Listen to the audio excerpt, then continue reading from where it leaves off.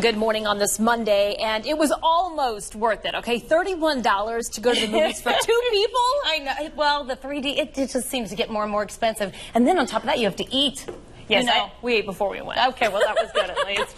So we're saving money somewhere. Yeah. Okay, good morning, everyone. Frank is out today. Denise and I are going to be filling in for him this week. And, you know, everyone talking about the Emmys this morning. Did you get to stay up and watch it? I did not stay up and watch it. So First 15 minutes, that's all I saw. Well, I mean, there's just no way you can do it on this schedule. And so you come in here and then you get to talk about it. So, you know, and that's part of the funny part of it. So I know Andy Samberg, while being funny, was also talking about some serious issues in his monologue. Yeah, he was. Take a look at how he addresses ageism and sexism in Hollywood.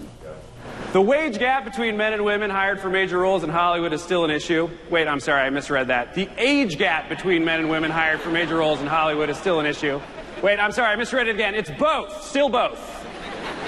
So crappy on two fronts.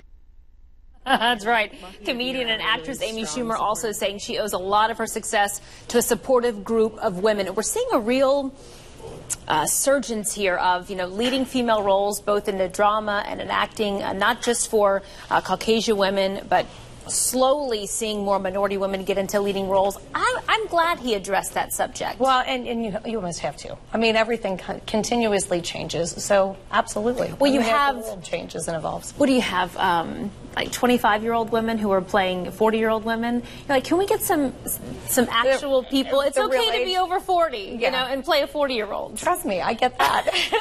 No problem there. And there still is that huge gap as far as women are concerned and how much they're being paid by these big directors. And you wouldn't think it would be that way. You really wouldn't think in this day and time that would even be a question. You really, especially considering how much headway they've made. I mean, women are leading roles in movies all the time. Right. And like I said, I really wouldn't have thought about it being that big of an issue. If you talk about it, things will change. Yeah. Okay, could we see a human on Mars in our lifetime? NASA says absolutely. Well, and anything's possible. NASA's saying preparations for a manned mission to the red planet are moving forward. Now, humans are expected to set foot on Mars in 2030. So NASA says we are farther down the path to sending humans to Mars than at any point in history.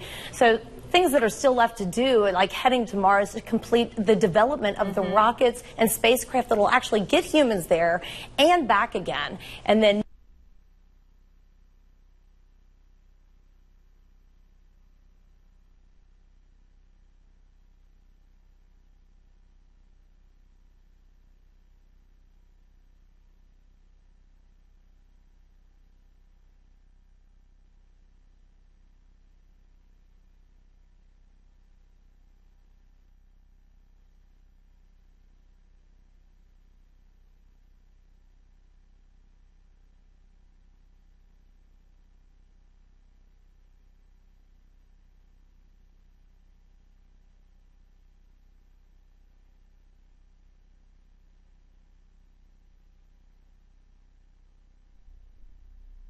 go maybe until they're found. Right, 2030, so we're talking 15 years. Yeah, you never know what that could be. That's pretty quick. Would you go?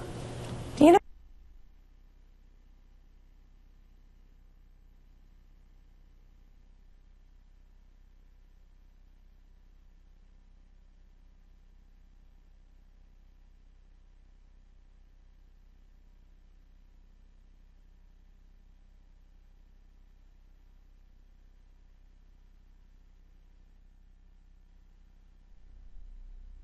Favorite fruit?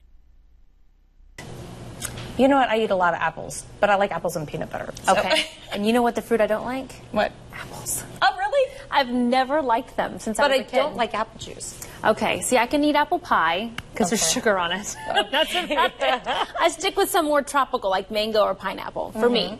Researchers, though, find 1/3 of fruit consumption is, ta-da, apples. Yeah, but it actually comes from the juice, while half comes from whole pieces of the fruit. The apple, by far the most popular, followed by citrus juices, bananas, melons, berries, grapes, peaches, and nectarines. Well, and you know what? I love peaches. I really do. Ooh, they're so good. And talk about, like, I'm not a big melon fan. I always call them filler fruit.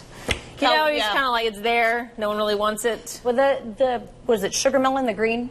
Yes. Yeah, that just has no taste. What about, what's the big apple that's going on right now? What is that, Honeycrisp? Those aren't too bad. Well, like I said, you put peanut butter on anything. It tastes really good. Yeah, that's right. Got it. Okay, we're going to go send it over to Jeff. It is that time. You know, we're in fall, apple pie.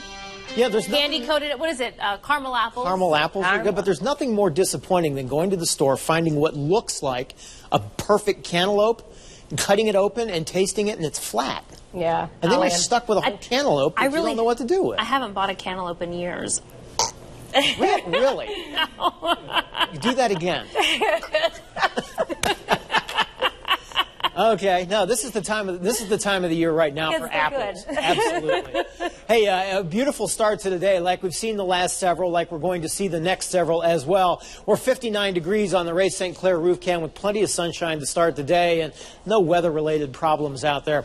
Outside we go. Here's a look at the Doppler radar satellite composite. We have a clean sweep, Indiana, Ohio, and Kentucky. No problems as you head out the door. In fact, even when we widen the view back off to the north and west, things are quiet. A little bit of cloud cover off to the south and east, and some of that may sneak into places like Brown or Adams counties, maybe Lewis, Bracken, Mason, Robertson counties as we go through the afternoon, but I'm not anticipating anything in the way of rainfall until possibly this weekend. There's still a lot of questions about that as well. So temperatures around the region right now, well, we're looking at 58 at the airport. We're up to 56 in Hamilton, 57 Middletown, 55 at Lunken, 55 Batavia, Wilmington checking in at 56 as well.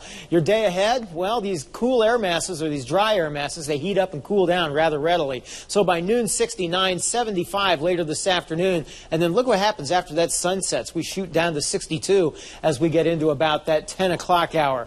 Now, if you're headed to the Reds game on Thursday, things look really nice. I think we're looking at temperatures, that first pitch right around 77 degrees, 68 as we get into that seventh inning stretch. And we look good until then. And then as we get into Friday, I think there's some questions. So what's next? Well, we're looking at a pleasant week ahead. We're a little warmer each and every day, and then we'll talk about the weekend, because the weekend does include just the possibility of maybe some rain, certainly some thicker cloud cover across the tri-state, but we'll take a look at that 7-day forecast coming up in just a couple of minutes. Denise? Well, I'll tell you what, as far as right now, the Cincinnati Public Schools, they're unveiling a new nutritional program designed to teach kids healthy eating habits. Now, Fox 19's Sarah Selly has more on Carson Elementary School in West Price Hill. Carson Elementary here behind me, just one of the schools in the Cincinnati Public School District that's going to be participating in mentoring meals. Teachers spending lunchtime sitting with their students and talking about better eating habits and how to make better choices throughout the school year and during the time when they are not in school. 7 Mondays in a row. This is a new program for the Cincinnati Public School District, all of it aimed at reducing childhood obesity and helping their students